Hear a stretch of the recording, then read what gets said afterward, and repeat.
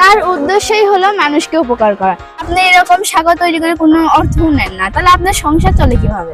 সে আখেরাতের জন্য ভালো কাজ করতেছে, ভালো কাজ করতে কোনো নেতা হওয়া লাগে না, চেয়ারম্যান এমপি হওয়া লাগে না, ভালো শুরু করলে কাজ হয়ে যায়।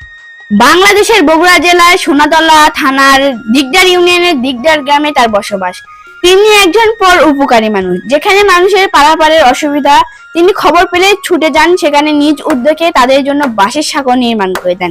গ্রামের মানুষের সাহায্যে কিছু বাঁশ জড়ো করে সেখানে তিনি এই সাঁকোগুলো তৈরি করে দেন। তিনি প্রায় 600-র অধিক বাঁশের সাঁকো তৈরি করেছেন এবং গাছ তো লাগিয়েছেন অনেক। 2020 সালে তিনি ইত্যাদি থেকে তার সততার জন্য একটি মোটরসাইকেল পুরস্কার পেয়েছিলেন। এই কারণে তিনি প্রায় বিখ্যাত হয়ে পড়েছেন, তাকে অনেকেই চিনবেন।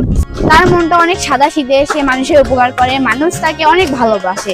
এই জন্য মানুষ তাকে ভালোবেসে তার নাম দিয়েছে সাদা মনের মানুষ। আসসালামু আলাইকুম। সালাম। আপনার সাথে একটু কথা ছিল। আচ্ছা বলেন। এই যে আপনি মানুষের এইভাবে উপকার করেন, আপনি তো প্রায় 600-র অধিক এরকম বাঁশের সাঁকো তৈরি করে মানুষের চলাচলের অনেক সুবিধা করে দিয়েছেন। তো আমি শুনলাম আপনি এরকম সাঁকো তৈরি করে কোনো অর্থ নেন না, তাহলে আপনার সংসার চলে কিভাবে? আল্লাহ চালায়, সংসার যাই হোক কষ্ট হয়, কষ্ট করে চলা লাগে। হ্যাঁ, আপনি তো 2020 সালে ইত্যাদি থেকে আপনার এই নিষ্ঠা সততার জন্য একটি মোটরসাইকেল পুরস্কার পেয়েছিলেন। এই কারণে আপনি তখন নেট দুনিয়ার ভাইরাল ছিলেন, সত্যি না এটা? আচ্ছা আচ্ছা আচ্ছা আচ্ছা আচ্ছা। হ্যাঁ, আমি তো আপনাকে সেই পুরস্কার ওই ইত্যাদি অনুষ্ঠানটা আপনার দেখেছিলাম। তখন থেকে আমার ইচ্ছা ছিল যে আপনার সাথে আমি দেখা করব। এরকম সাদা মনের মানুষের সাথে দেখা করা আসলে একটা ভাগ্যের ব্যাপার।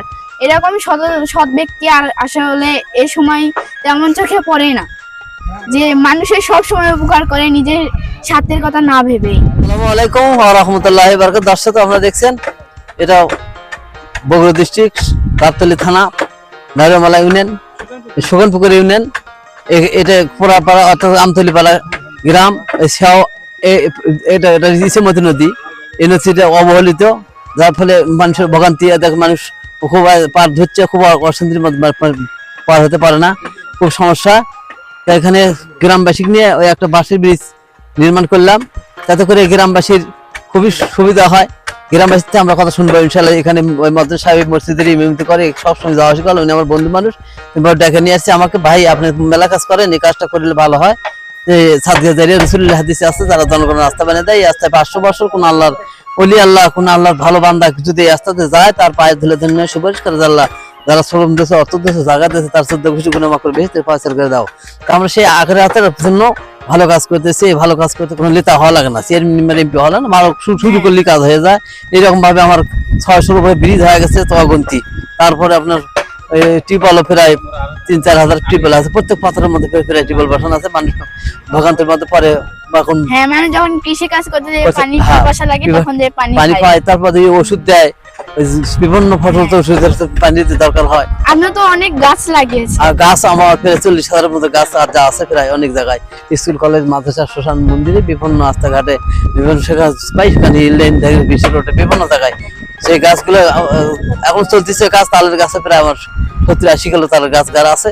এইভাবে অনেক কাজ শুরু করলে 120টার উপরে নতুন রাস্তা স্বেচ্ছাসেবী জনগণগুলো করছি। সেটা মানুষ টিলার লাগায়, ধানবন পাউসুবন, মানুষের খুব সহজ হয়, শান্তি পায়। আমাকে ডাকে লাগায়, আমি গেলি হয়ে যায় কাজগুলো। এই ভালো কাজগুলো আমি একদম পর্যন্ত করতে পারি, এটাই আশা। আর দেশবাসী সবাই তো না এই উৎসাহ দিয়ে ভালো কাজগুলো করতে পারে, এই জন্য আমার কাজ, আমার দেখা দেখি অনেক মানুষ করে কাজ, ভালো কাজগুলো। ভালো মানুষ থাকলে ভালো কাজ হয়। তো এখন আমি এখানকার এই যে মসজিদের ইমাম সাহেবের সাথে কথা বলবো, কারণ এই সাঁকোটা তৈরি করে তাদের কি উপকার হয়েছে। কারণ এখানে অনেক মুসল্লি আছে যারা ওপার থেকে পারে নামাজ পড়তে আসে, তাদের জন্যই তো এটা একটা নামাজ পড়তে আসতে পারে। আমি তাদের কাছে কথা। আসসালামু আলাইকুম। ওয়া আলাইকুম আসসালাম ওয়া রাহমাতুল্লাহি ওয়া বারাকাতুহু। আপনি কেমন আছেন? আলহামদুলিল্লাহ, আল্লাহর রহমত ভালো, লাখ শুকরিয়া।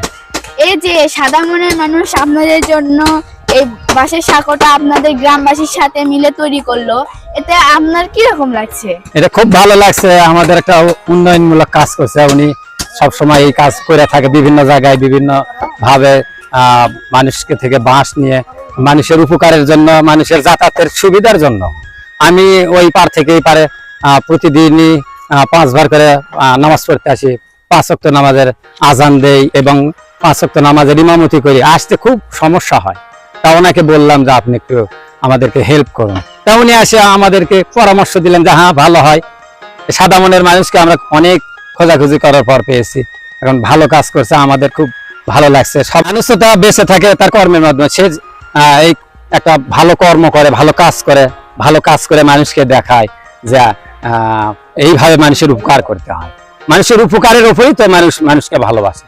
মানে আমারও বহুত দিনটা চেষ্টা একটা ভালো ধরনের মানুষ পেলে একটা বিজনেস করতাম, কিন্তু মানুষগুলো খুব ভালো আছে ইনশাআল্লাহ, সবাই সহযোগিতা করছে, কাজটা আমার সফল করছি ইনশাআল্লাহ। সরকারের কাছে আবেদন এটা আমাদের এখানে যেন জিনিসটা পাকা হয়, কাঁচা রাস্তা বেশি দিন থাকবে না। বন্ধুবর ভাই জাহিদুল ইসলাম আমার ছোটবেলা থেকে বন্ধু, উনি সারা জীবনটা এই কাজে যেহেতু ব্যয় করেছেন, ওনাকে আমরা ফোন দিলাম, উনি শুনেই ছুটে এসে আমাদেরকে আজকে এই আমতলি পাড়া মাঝখানে আরেকটি পাড়া এবং শ্যাও গ্রাম নারমালা ইউনিয়নের সাথে মাঝখানে প্রতিবন্ধকতা হওয়ার ফলে উনি ভাই পরামর্শ দিয়ে এবং উনি সার্বিকভাবে সহযোগিতা এবং উপস্থিত থেকে নিজে কাজ করে দুই গ্রামের এখানে মিলন ঘটায় দিলেন।